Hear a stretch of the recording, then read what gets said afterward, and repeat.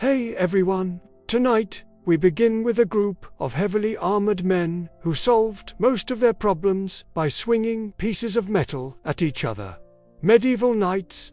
But before we dive in, take a moment to like this video and subscribe. Only if you genuinely enjoy what I do here. And drop a comment telling me where you're rewatching from and what time it is for you. It's always fascinating to see who's joining us from around the world. Now, dim the lights, and let's ease into tonight's journey together. If medieval swords really worked the way movies claim, every knight would have walked onto the battlefield smiling, humming a heroic theme song. The reality, most knights marched in thinking, if this sword is the only thing standing between me and death today, I deeply regret every decision that brought me here. Here's the uncomfortable truth. The sword wasn't the star of the show, it wasn't even the supporting actor. Knights didn't want to use their swords, because using a sword meant everything else had already gone catastrophically wrong. Your lance shattered, your shield trampled, your spear snapped. Now you're in the mud, gripping 3 pounds of steel like, yes. Plan Z Hollywood gives us elegant duels to ballerinas in armor, rehearsing a violent waltz. Real sword fights. More like 2 exhausted construction workers arguing with crowbars and plate armor. It didn't politely open when struck. It absorbed the blow and reminded you just how unimportant your hopes and dreams were. Swinging a sword at plate armor was the medieval equivalent of knocking on a door that would never open. So what did knights do? They went for the gaps, the armpit, the elbow, the throat slit, the groin flap that no one wants to talk about. And one of their most effective but least cinematic techniques, half-swording, yes. They grabbed their own blade mid-fight, with a gloved hand, and used it like a spear. Not because they were reckless, but because medieval swords weren't laser-sharp elf blades. They were sharp enough to hurt but not sharp enough to slice your hand off. Half-swording was about precision and desperation. You weren't swinging wildly. You were guiding a stabbing point with surgeon-level intent, except you were sweating inside a metal sauna while someone tried to murder you. This wasn't fantasy. This was medieval combat as triage. If swords were the polite handshake of medieval violence, then maces were the bone-crunching greeting that said, "Hello, I would like you to stop being alive now." Once plate armor arrived, swords filed formal complaints. Enter the mace, a stick, a weight, maybe some spikes. If the blacksmith woke up feeling spicy, it didn't cut, it hit. And that hit traveled through steel like a shockwave through your skeleton. A well-placed mace strike could dent armor so badly the victim had to be extracted like a misaligned puzzle piece. Then came the warhammer, not the massive, shiny weapon of video games, but a compact, brutal tool with 2 ends. A hammer face to shatter bone through steel, and a narrow spike to punch through joints like you're opening a tin can with rage. And unlike axes, warhammers didn't get stuck. In and out efficient, fast, final, axes. Also widely used by knights, not the lumberjack kind, but sleek, fast, and brutally pragmatic. They could chop shields, yank riders off horses, and demolish wooden barricades like medieval power tools. But the true MVP of the battlefield, the spear, simple, cheap, deadly. A long stick with a pointy end, it outranged everything. Peasants could use it. Armies depended on it. While swords got songs written about them, spears won more battles than every sword in Europe combined. And let's not forget the shield, the unsung hero of the battlefield. It wasn't just for blocking, it was a weapon, used to bash, shove, and slam enemies off balance. Knights didn't just fight, they wrestled. Yes, grappling was standard training. 2 armored men rolling in the mud like angry armadillos. That was Tuesday. Once on the ground, the knight would pull out his dagger not for flair, but for gaps in armor, neck, armpit, eye slit. The dagger was the final signature on a very violent contract, and armor itself, far more mobile than Hollywood claims.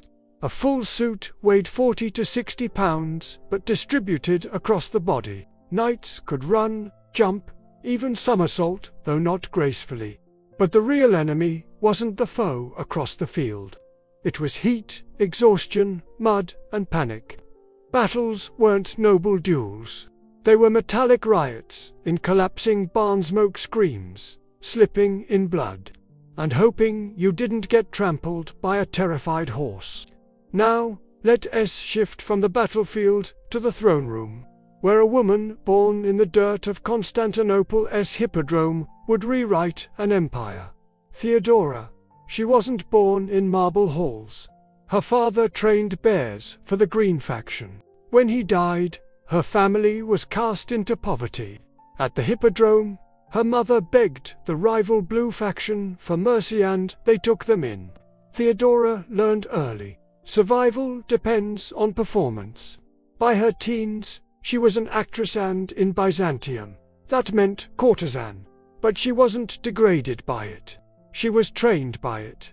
She mastered wit, timing, and reading a crowd. Betrayed by a lover, abandoned in North Africa, she clawed her way back to Constantinople not for applause, but for power. She became a wool spinner, quiet, respectable, and then she met Justinian, nephew of the emperor, heir to the throne. Their love scandalized the elite, because Roman law forbade senators from marrying actresses. So Justinian changed the law. For her, when he became emperor in 527, Theodora was crowned empress not as a figurehead, but as a partner. And when the Nika revolt erupted, when 30,000 rebels burned the city, and Justinian considered fleeing, Theodora stood firm. "Royalty is a fine burial shroud," she said. "I would rather die in purple than live in exile."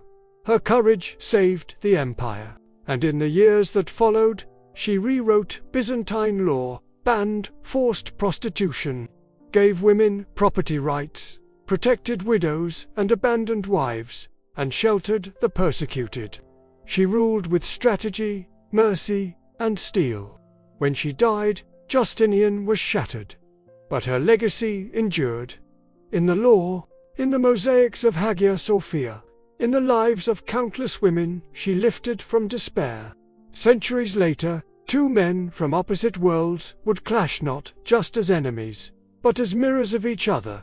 Saladin, born in 1137 to a Kurdish family, raised on justice, restraint, and unity. Richard the Lionheart, born in 1157 to Henry II and Eleanor of Aquitaine, raised on chivalric tales and battlefield glory. Saladin united a fractured Muslim world not through conquest, but through fairness. He retook Jerusalem in 1187. Without massacre, Christians were allowed to leave peacefully. Richard, hearing of Jerusalem's fall, sold England's crown jewels to fund the Third Crusade. He took Cyprus. He retook Acre. He marched toward Jerusalem with iron discipline. At the Battle of Arsef, Richard held his knights back for hours, absorbing wave after wave, then unleashed a charge that shattered Saladin's lines. Yet neither sought the other's destruction. They exchanged letters, gifts, doctors. When Richard fell ill, Saladin sent snow to cool his fever. When Richard lost his horse at Jaffa, Saladin sent him a new one. In 1192, they signed the Treaty of Jaffa. Jerusalem remained Muslim. Christian pilgrims were granted safe passage, and the Crusaders kept a coastal strip. No grand victory, but a peace built on mutual respect. They never met face to face, but history remembers them not as conquerors, but as legends who honored each other in war. And finally, let's step into the banquet hall of Emperor Nero, where luxury was theater, and every bite could be your last. To dine with Nero was not to eat but to perform. Rose petals rained from rotating ceilings. Fountains flowed with spiced wine. Peacocks, refeathered after roasting, were served as symbols of his dominion over nature. But, beneath the glitter, terror, a misplaced yawn, a slow clap, a glance too long, any could be read as treason. Guests drank until they couldn't stand because an empty cup insulted the emperor. They applauded his off-key singing because silence meant death, and rumors swirled, poison in the wine. After all, Nero had murdered his own mother. As Rome burned in the Great Fire, Nero hosted feasts in his golden house decorated in colors of flame while citizens slept in ashes. His final banquet was a performance for no one but himself. Within days, the Senate turned. The legions rebelled. Nero fled and died alone, without music, without applause. His banquet became a warning. When spectacle replaces empathy, power becomes madness. So, that's tonight's journey. From muddy battlefields where knights fought like desperate engineers, to the throne room of an empress who rose from disgrace to dignity, to the strange honor between two warrior kings, and the gilded horror of an emperor who feasted while his world burned. History isn't just dates and battles. It's humanity in all its brutality, brilliance, and strange beauty. If you enjoyed this, please like, subscribe, and tell me in the comments, what part shocked you the most? Would you survive a night's grapple, a banquet with Nero? Or would you follow Theodora into the arena of power? Until next time, stay curious, stay kind, and may your armor never rust.